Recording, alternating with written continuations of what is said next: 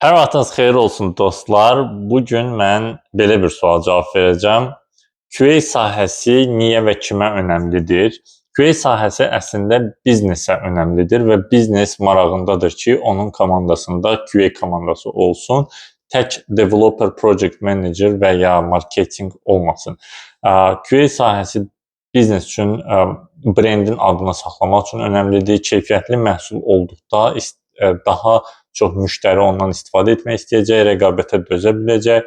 Bunlar hamısı önəmlidir və ona görə QA sahəsində işləyən şəxslər bu məsuliyyəti başa düşməli və daha yaxşı yoxlamaları aparmalıdır. Yoxlamaları da apararkən biz mütləq şəkildə biznesin maraqlarını qoruyuruq. Çünki pulu verən biznesdir və biznesə lazımdır ki, proqram təminatı keyfiyyətli və uğurlu istifadəyə verilsin.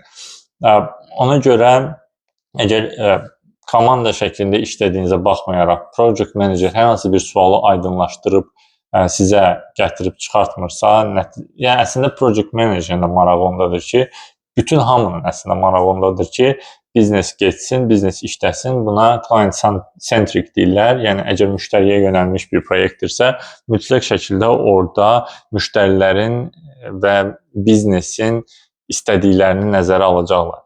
Amma biz QA sahəsində çalışaraq biz komandada fikir veririk ki, biznesin tələbləri ödəndi və həmin o tələblər yüksək keyfiyyətdə ödənilib. Sadəcə boşluqlar yoxdur, belə deyək.